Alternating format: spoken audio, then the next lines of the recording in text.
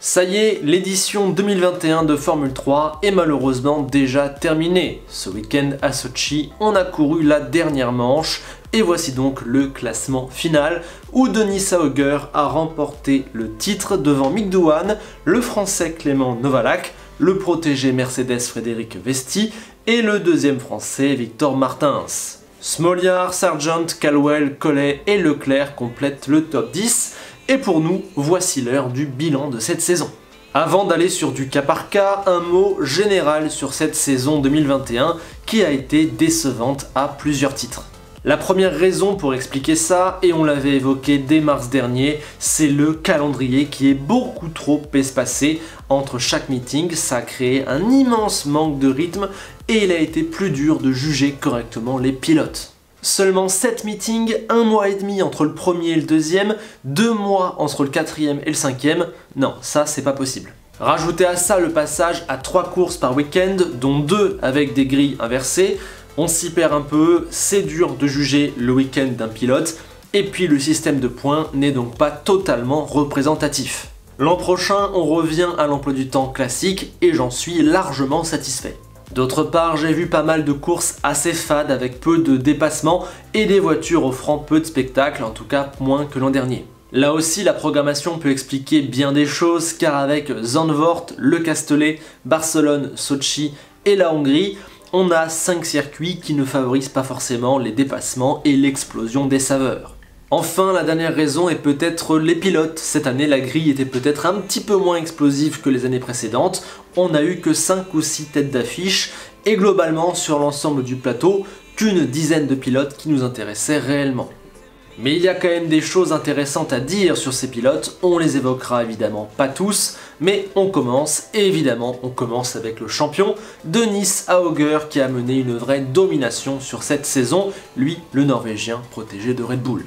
Il n'y a presque pas eu photo, ça se lie avec son avance au classement, ainsi qu'au travers de ses 4 victoires et 9 podiums. Il a marqué des points à 16 des 20 courses, en début de saison à un moment donné il fait 5 podiums consécutifs, il n'y a que Spa où il est un petit peu passé au travers, quand il partait loin en course 1 ou course 2, il faisait à chaque fois des remontées ultra autoritaires. Non, voilà, il n'y a clairement pas eu photo vis-à-vis du reste du plateau, c'est une grosse victoire, une grosse domination, un titre qui a beaucoup de valeur selon moi. Auger a rappelé à tout le monde l'immense talent qu'il était. En 2019, c'est bien lui qui avait bataillé avec Théo Pourchaire en F4 à Dac pour le titre. Malheureusement l'an passé, il avait connu une adaptation difficile en F3, 17ème avec seulement 14 points inscrits. Après ce contretemps, Denis a prouvé pourquoi Red Bull lui faisait confiance. Maintenant, cap sur la Formule 2, où il faudra s'adapter très vite, et il n'y a qu'un seul objectif dans sa tête, c'est la place de Tsunoda chez AlphaTauri, peut-être dès 2023. Auger est sûrement le nouveau bijou de la filière, rappelons qu'il n'a que 18 ans, et oui, c'est très jeune, tout le monde désormais l'a à l'œil, on a hâte de le voir en Formule 2, et de voir s'il peut être un futur Leclerc et Russell, qui eux aussi avaient gagné le GP3. Dans le clan tricolore, on comptait 4 pilotes au début de saison et 2 d'entre eux ont connu une année absolument magnifique. L'Avignonnais Clément Novalak avait bel et bien choisi la nationalité française cette année et on le remercie car il a été tout bonnement exceptionnel. A titre personnel, c'est peut-être ma plus grosse surprise de la saison en catégorie junior. Je connaissais son talent, il avait fait 2 podiums en F3 l'an passé, il avait gagné la F4 britannique en 2019, mais je ne l'imaginais pas capable d'être à ce point un contender. Oui, mais Trident a sorti une superbe voiture et Clément l'a parfaitement utilisée, jouant pas loin de son coéquipier Doohan. Avec une 2ème place sur sa première course, 2 deuxièmes places à Zandvoort, des points 16 fois sur 20 courses, ou encore son rythme impressionnant lors de la toute dernière course de la saison, on peut clairement dire que cette saison est une immense réussite pour Clément Novalak. Il se murmure que la Formule 2 l'attend, ce serait amplement mérité. Novalak termine 3ème du championnat de F3. Grand bravo. À 20 ans, Victor Martins était attendu et connu comme un des tout meilleurs espoirs français du sport auto, avec son titre en Formule Renault 2020, et le passage à la Formule 3 s'est très bien passé. Directement, il s'est senti à l'aise dans sa MP Motorsport, prenant même 3 podiums sur les 5 premières courses, notamment grâce à un meeting exceptionnel en France, 2ème, 3ème et 4ème. Victor a été très bon sur la globalité du championnat, malheureusement au milieu de saison, il a connu 5 courses sans points, à cause d'un petit peu de malchance et d'imprécision. C'est sûrement ça qui lui coûte le podium final à l'arrivée. Mais il s'est repris et il a fini la saison en trombe. Il lutte avec Douane pour la victoire en course longue à Spa. Il gagne sa première course à Zandvoort et score un podium à Sochi. Il termine 5e du championnat, meilleur rookie de la saison. C'est clairement une très bonne année pour lui. Il a dominé son coéquipier et point de comparaison Caio Collet. Il a confirmé son talent. Voilà. Il me semble avoir l'âge, la maturité, le potentiel et les résultats pour passer en Formule 2 l'an prochain. Les deux autres pilotes français de la grille ont malheureusement connu un tout autre destin. Le talentueux Pierre-Louis Chauvet était attendu après sa deuxième place en F3 Asie durant l'hiver, mais rien n'a marché chez Genzer, où il n'a pas inscrit de points en 2 meetings avant de devoir quitter le championnat pour manque d'argent. Une histoire que le sport auto connaît malheureusement que trop bien. Voilà, on le sait, Pierre-Louis a du talent, clairement, il n'a malheureusement pas pu le montrer. Pour Rachat de Géruse, on émettait plus de réserves. Le Réunionnais de 18 ans arrivait en Formule 3 avec seulement une 17e place de Formule Renault 2020, et ça n'a pas marché. Il a été débarqué au bout de 4 meetings, on espère que le vice-champion de France F4 2019 pourra rebondir. Du côté des autres favoris de la saison en F3 et des concurrents aux bonnes places, Arthur Leclerc était sûrement le plus scruté de par son histoire familiale, mais surtout après sa très bonne saison en Formule Régionale 2020 où il avait fait 2e. Malheureusement, le compte n'y est pas, il a commis pas mal d'erreurs et surtout il a raté beaucoup trop de qualifications, ce qui à chaque fois détruisait son week-end.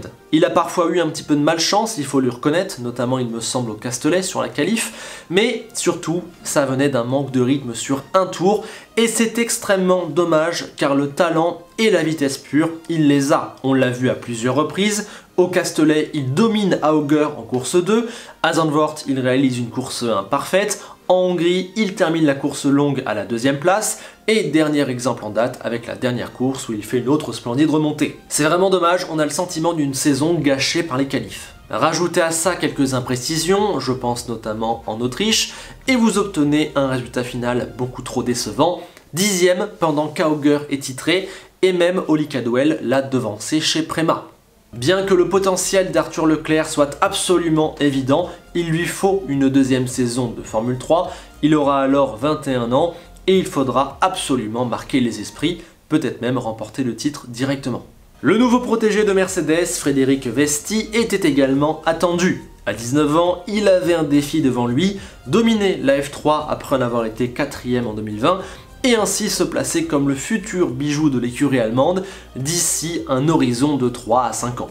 J'étais très enthousiaste sur son cas et ça s'est pas passé exactement comme prévu. Sa saison est très bonne, ne nous méprenons pas, mais elle n'est pas celle d'un pilote dominant. Face à Auger, il n'a pas tenu la comparaison, il s'est simplement montré toujours un petit peu trop loin, jamais catastrophique mais jamais leader. Ses résultats se fixent plutôt autour de la 5e place que de la 3e ou de la 1re.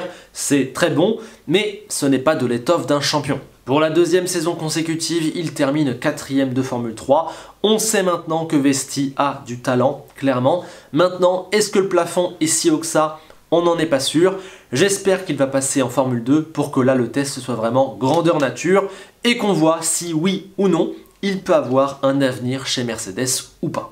Absolument transparent lors des 18 courses de Formule 3 auxquelles il a participé l'an passé, Jack Doohan devait prouver qu'il méritait sa place dans le giron Red Bull, et le moins qu'on puisse dire, c'est qu'il l'a fait. Dès Barcelone, il s'est affirmé comme un des grands favoris de la saison, un des plus rapides, et il n'a cessé de le confirmer ensuite, gagnant la course longue au Castellet, remportant les courses 2 et 3 de Spa sous la pluie, et finissant la saison en trombe absolue. À 18 ans, Jack Doohan termine 2e de Formule 3 derrière Denis Auger avec 4 victoires et 7 podiums. C'est très fort, surtout que jusque-là, il n'avait pas vraiment eu de gros résultats, à part en Formule 3 asiatique. L'Australien a sûrement lancé sa carrière cette année, j'ai hâte de le voir pour la suite, notamment en Formule 2, et personnellement, c'est ma plus grande révélation de la saison dans toutes les catégories de promotion. Enfin, dans ce groupe de favoris, terminons avec la dernière préma, celle de Lee Cadwell. Le Britannique de 19 ans n'avait fait que 5ème de F3 régional 2019 et 16ème de F3 l'an passé chez Trident. Sa promotion chez Prema était donc un petit peu surprenante et on va dire qu'il a performé plutôt comme attendu, voire peut-être un petit peu mieux. 8ème ex-aequo du championnat, Caldwell n'a clairement pas fait partie des tout meilleurs pilotes du plateau, mais a plutôt fait honneur à sa Prema et s'est montré plutôt bon. Une victoire, 4 podiums, il est devant Leclerc au général, c'est pas tout mal. Dans les mentions appuyées, je veux d'abord citer Caio Collet, le Brésilien, coéquipier de Victor Martins l'an dernier en Formule Renault et cette année chez MP Motorsport. À 19 ans, il a montré une vitesse pure assez impressionnante par instant et son résultat global est plutôt satisfaisant pour un rookie avec une 9ème place, 2 podiums et une fin de saison en trombe, 6 courses consécutives dans les points à Spa et Zandvoort, dont 5 dans le top 5. Après, il a encore beaucoup de choses à apprendre, il y a encore beaucoup d'imprécisions et des erreurs de jeunesse, et clairement on a vu la différence avec Martins, mais voilà, Caio Collet m'a beaucoup séduit, et je pense que c'est typiquement le pilote qui avec une 2ème saison en Formule 3 peut clairement cartonner, j'y crois beaucoup. Rappelé au tout dernier moment, après des mois d'incertitude, malgré une 3ème place en Formule 3 2020, l'américain Logan Sargent faisait face à un défi difficile. Faire mieux après une 3ème place avec une Prema, avec désormais une Charouz dans les mains. 7ème du classement final, il termine au final devant 2 Prema, il a gagné une course à Sochi, il a fait je crois 4 autres podiums, et globalement il a toujours été entre les places 1 et 10. Voilà, franchement c'est cool, c'est forcément moins bien qu'en 2020, mais il n'avait pas le même matériel. Vu son âge, vu sa situation dans les girons, etc., je ne me fais pas d'illusions sur la suite de sa carrière, mais c'était cool de le revoir en F3, et pour moi, il a totalement confirmé qu'il avait beaucoup de talent. L'ancien coéquipier de Pourchaire, le russe Smolyar, mérite aussi sa mention. Avec sa ART, il a une nouvelle fois montré qu'il avait quelque chose. Pas assez pour être devant, notamment sur la durée, mais assez pour sortir 2 victoires et 4 podiums, ainsi que des points à quasiment chaque course. Il termine 6ème du général, à seulement une 30aine de points de son coéquipier Frédéric Vesti. Franchement, je trouve ça extrêmement honorable. Ce pilote a un truc, même si on est certain que ça n'ira pas beaucoup plus haut. Du côté du clan Red Bull, les rookies Iwasa, Crawford et Edgar affichent un résultat plutôt compliqué sur le papier avec des 12e, 13e et 18e places du général, mais j'ai vu de bonnes choses chez ces pilotes, notamment chez Iwasa et Crawford. Iwasa a gagné la course 1 hongroise et avait gagné la F4 française en 2020. Crawford vient aussi d'avoir 20 ans et a du talent, 2ème à Spa, il aurait pu rééditer un beau résultat à Sochi sans de la malchance. Edgar lui m'a un poil déçu, mais il ne faut pas oublier que le Britannique a seulement 17 ans et l'an dernier il a été sacré champion de F4 britannique. Je m'attendais à ce que Edgar soit la révélation de la saison, au final il n'a pas marqué de points depuis la Hongrie. Forcément c'est un petit peu dur. Mais ces 3 jeunes-là sont très jeunes, ont tous été titrés dans les catégories juniors inférieures, ont tous encore largement le temps de prouver et méritent tous une 2ème saison où là je pense qu'ils vont réussir à hausser leur niveau. J'ai hâte de continuer à les suivre. Ma dernière mention appuyée sera pour Matteo Nannini, pour qui j'ai pas mal d'affection, je vois un vrai truc chez lui. Malheureusement, il a raté la plupart de ses meetings. Dommage car quand il est en forme, ça peut donner quelque chose de vraiment très intéressant. Il n'a encore que 18 ans. Il est, j'ai l'impression, très bien entouré. Il y a pas mal d'argent, pas mal de monde qui savent le conseiller et le placer. Peut-être que choisir de faire et la F2 et la F3 à seulement 18 ans, c'était pas une excellente idée. Voilà. Maintenant, il a fini la saison en Formule 2 d'ailleurs. Voilà. Je pense qu'il va continuer à être dans les catégories inférieures et je continue de dire qu'il a du talent et que un jour il finira par le montrer. Donc attention à lui. Du côté des mentions rapides, David Schumacher a montré quelques belles choses, largement mieux qu'en 2020, mais clairement pas assez pour faire de lui un pilote contender ou quoi que ce soit. Enzo Fittipaldi, lui, m'a un petit peu déçu, ne finissant même pas la saison, et sur les 12 meetings auxquels il a participé, il n'a marqué des points que 4 fois. Je suis un petit peu circonspect quant à ce pilote, je sais qu'il a du talent, je sais pas à quel point, il n'a que 18 ans, il a quitté le giron Ferrari, il passe déjà en Formule 2, c'est un petit peu bizarre, et j'aurais aimé que sa saison en Formule 3 soit plus complète et plus forte. Du côté des autres, peu de choses à dire. Lorenzo Colombo a gagné à Spa, mais c'est grâce à une qualification en 12e place et à la pluie. Callan Williams mérite un petit peu plus de respect que ce qu'on lui avait donné l'an passé, mais ça reste très loin.